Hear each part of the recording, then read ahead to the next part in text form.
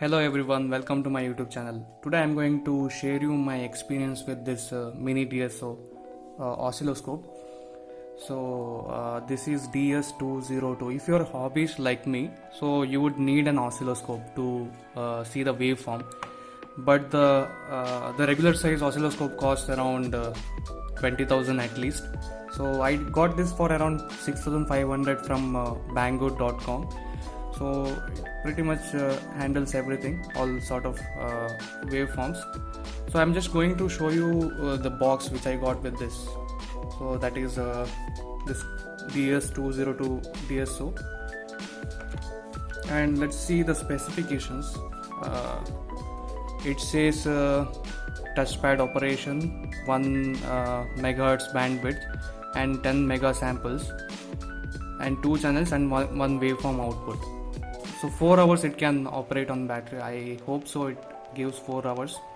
I haven't tested that fully. I used for around 1 hour at most.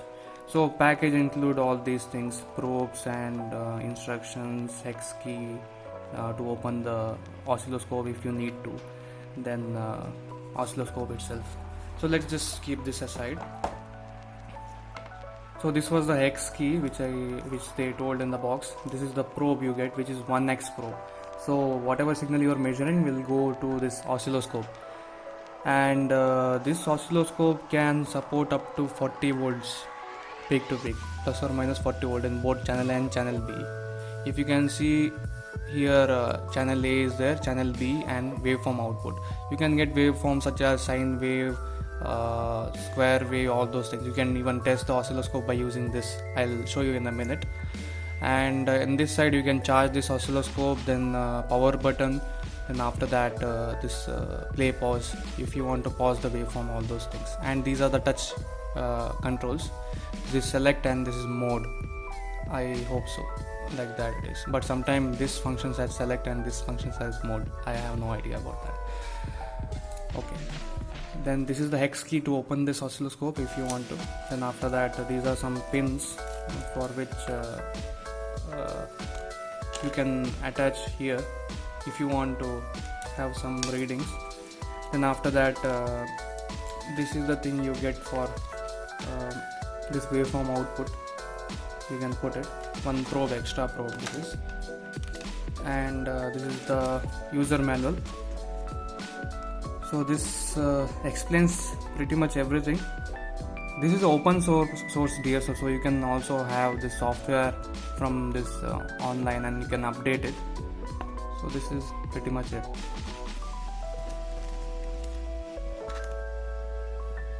Here it is Chinese and here it is English. I never read that.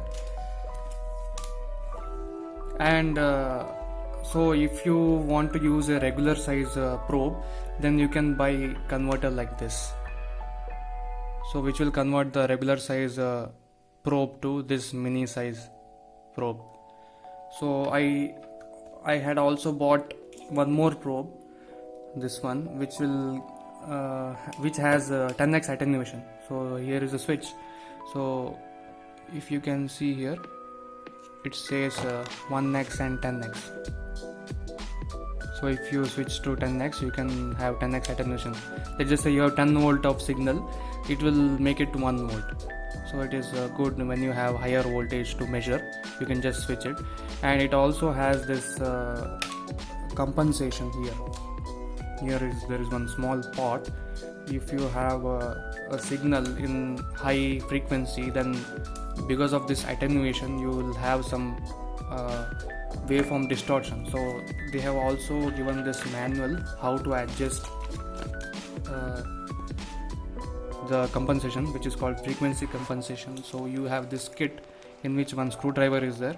You have to put it here, which I showed you. In this pot you have to adjust and you can compensate. So incorrect waveform looks like this. So you have this square wave output. So from that you can just test whether you are getting the correct waveform. So incorrect is this one, even this one. So if you rotate that pot clockwise or anti-clockwise, you will get this correct. You have to correct it once you keep it in 10x attenuation. So in 1x attenuation there is no problem at all. So we'll just see the working of this quickly. So when you keep press and hold this oscilloscope will start. Then as you can see, there are page numbers, page 1 2 3. Page 1 is this. If you just scroll like this, it will go to page 2, page 3. In page 1 you have channel selection, channel A, channel B, channel C, which is the math operation of channel 1 and channel 2, and time base, trigger, how you want to trigger it, and cursors, you want to measure something x axis, y axis.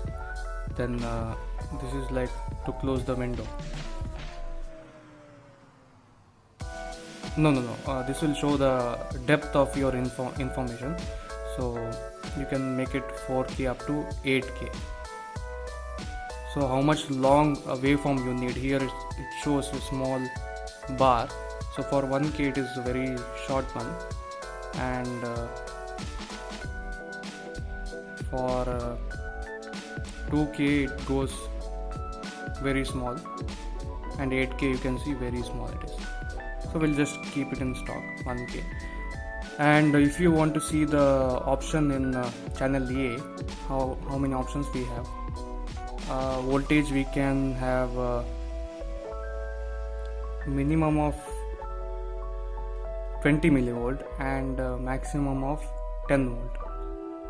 Then after that you can just vary this line, channel A, channel B. You can see here channel A is there, channel B is there, and there is one small T, trigger T, and this is C, which is math operation of channel 1 and channel 2.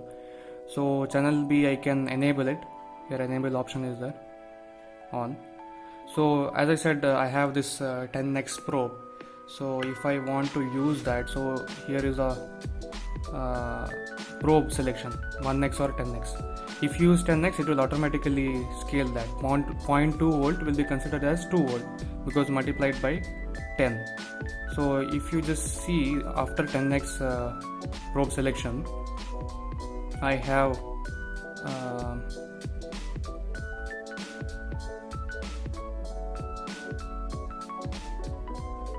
let me just go that to 1x. So in 1x you have 20 millivolt starting, and it will go up to 5 volt. But in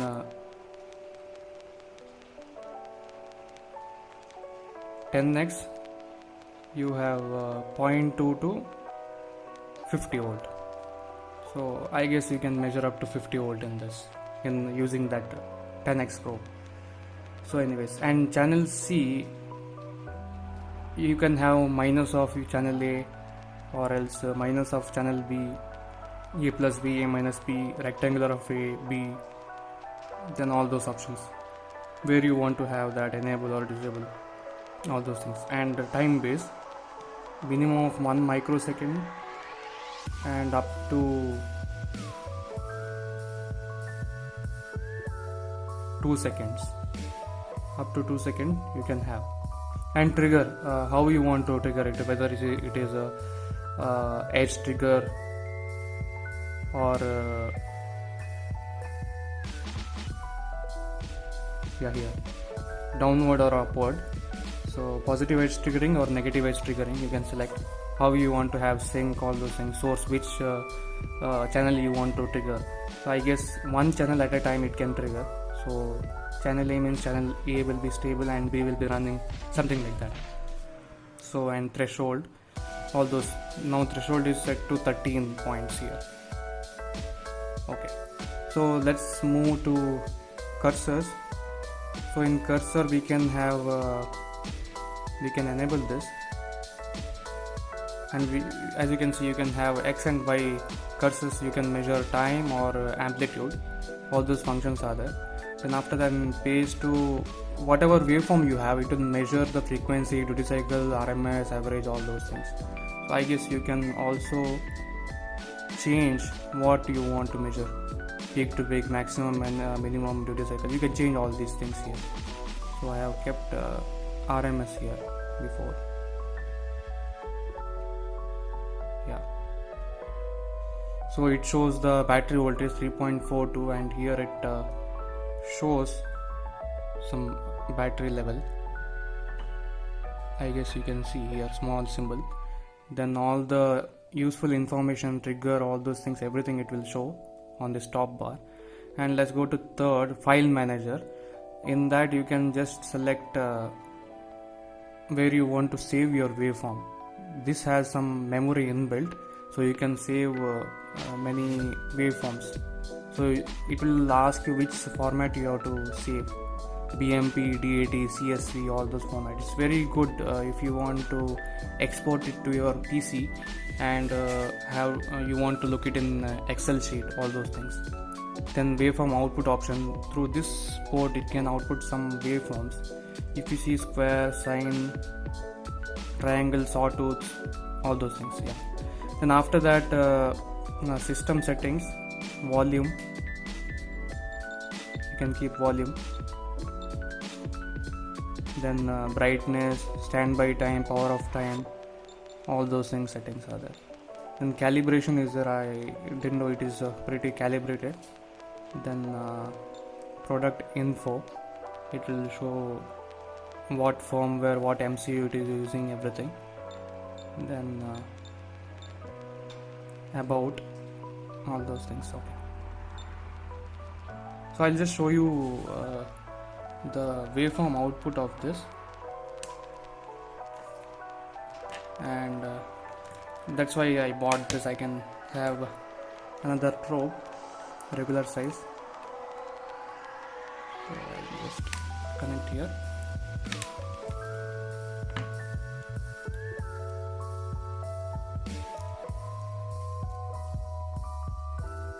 Okay, ground to ground and positive to positive.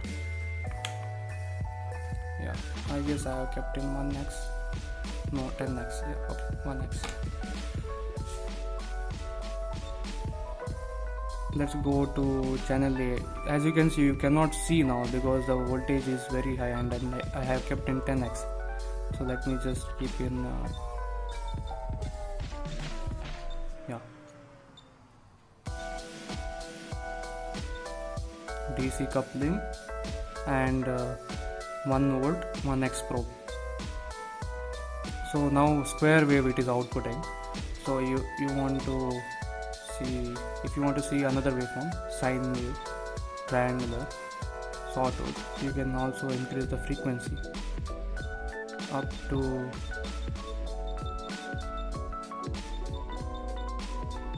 10 kilohertz, 20 kilohertz. Yeah, 20 kilohertz you can vary. Square wave, sine wave, triangular, sawtooth. Let's just see sine wave. Let's just decrease the frequency. It's a pretty good sine wave. And square wave, you can increase the duty cycle 50%. 5 kilohertz it is. So now you can change this voltage and all those things, and time also you can change time.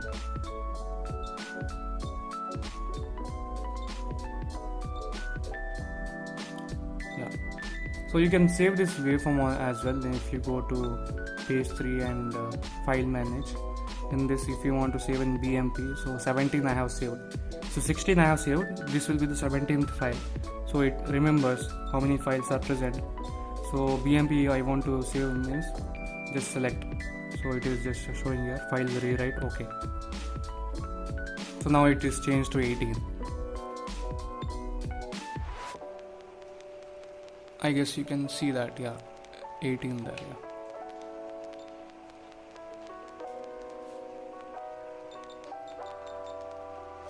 and when you are done with this oscilloscope, you can just press this button and hold, and when you power off, it will ask power off only or power off and save programs, means save parameters. So whatever you have done setting in the system, it will save, or else just exit means it will go. So I'll keep on pressing it, and if you press this play pause button, power off only, so it will power off. So this oscilloscope is pretty handy if you want to check any waveform, and these are all the things you get with this. So it is better to buy this adapter so that you can use regular sized probes. That's all about it, and thank you for watching.